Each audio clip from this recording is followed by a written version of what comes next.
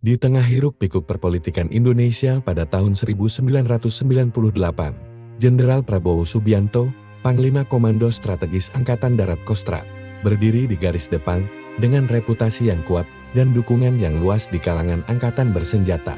Ia adalah sosok yang berpengaruh dalam menjaga stabilitas negara. Namun, bayang-bayang krisis politik dan gerakan reformasi mulai mengancam posisinya. Suatu sore, Prabowo menerima kabar bahwa terjadi unjuk rasa besar-besaran di Jakarta. Ratusan ribu mahasiswa dan rakyat biasa turun ke jalan, menuntut reformasi dan pengunduran diri Presiden Soeharto. Masyarakat yang marah mendesak perubahan dan banyak yang menuduh militer, termasuk Kostrad, bertanggung jawab atas pelanggaran hak asasi manusia. Prabowo, yang percaya pada loyalitas kepada Presiden, mengambil langkah tegas.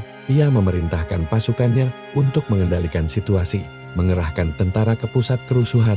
Ketegangan meningkat saat demonstrasi berlanjut, dan tindakan keras militer menyebabkan banyak korban jiwa.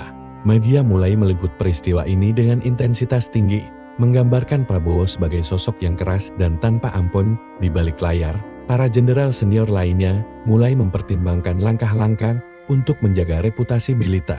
Mereka menyadari bahwa dukungan untuk Soeharto semakin, dan jika situasi terus memburuk, mereka mungkin juga akan menjadi sasaran. Dalam rapat darurat, beberapa jenderal mengusulkan agar Prabowo disalahkan atas tindakan keras yang dilakukan di lapangan. Soeharto mengungkapkan kekhawatirannya tentang situasi yang semakin memburuk.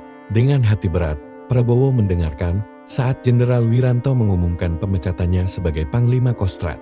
Kata-kata itu terasa seperti tamparan keras. Prabowo berusaha menjelaskan niat baiknya untuk menjaga stabilitas, tetapi suara-suara di sekitarnya semakin meragukan legitimasi dan keberani.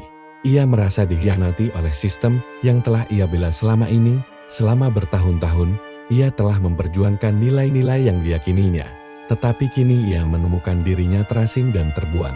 Ketika berita pemecatan Prabowo menyebar, dukungan untuknya di kalangan sebagian anggota militer dan pendukung politiknya masih kuat. Mereka menilai Prabowo sebagai pahlawan yang berjuang untuk menjaga ketertiban, meskipun di tengah kritik yang tajam dari masyarakat sipil. Namun, seiring waktu, ia menyadari bahwa masa depannya di militer telah berakhir.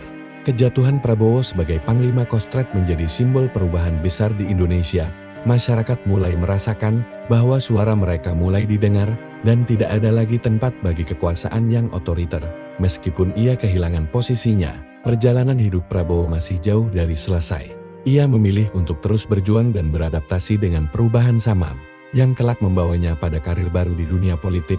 Setelah pemecatannya sebagai Panglima Kostrad, Jenderal Prabowo Subianto merasakan dampak yang mendalam dalam hidupnya. Kehilangan jabatan yang selama ini dipegangnya membuatnya merasa kehilangan arah. Meski dikhianati oleh sistem yang pernah ia bela, semangatnya untuk berjuang tidak pudar. Ia mulai merenungkan langkah selanjutnya. Dari ruang kerjanya yang sederhana, Prabowo memulai perjalanan baru. Ia mengumpulkan mantan anggota militer dan aktivis yang berpikiran sama. Bersama mereka, ia merancang visi untuk membangun masa depan yang lebih baik bagi bangsa. Di tengah krisis politik dan tuntutan reformasi, Prabowo melihat peluang untuk terlibat lebih dalam politik sipil. Dengan dukungan dari sejumlah kalangan, ia memutuskan untuk membentuk partai politik baru. Partai ini, yang diberi nama Gerindra, bertujuan untuk mewakili suara rakyat dan memperjuangkan nilai-nilai nasionalisme. Prabowo tahu bahwa jalannya tidak akan mudah. Ia harus menghadapi skeptisisme dan kritik dari berbagai pihak, termasuk mantan rekan-rekannya di militer. Sementara itu, situasi di Indonesia semakin memburuk. Gerakan reformasi terus meluas, dan rakyat semakin menuntut perubahan. Prabowo melihat kesempatan untuk kembali ke arena politik dengan mengusung agenda reformasi yang lebih progresif. Ia mulai aktif berkunjung ke daerah-daerah, berbicara dengan masyarakat, dan mendengarkan keluhan mereka. Namun, di balik kebangkitan ini, bayang-bayang masa lalu masih membayangi. Prabowo harus berhadapan dengan stigma negatif dari media dan beberapa kelompok yang menganggapnya sebagai simbol dari masa lalu yang kelam. Ia berusaha keras untuk mengubah citra dirinya, menunjukkan bahwa ia bukan lagi jenderal yang terlibat dalam tindakan keras, melainkan seorang pemimpin yang mengedepankan dialog dan solusi. Seiring berjalannya waktu, dukungan untuk Partai Gerindra semakin meningkat.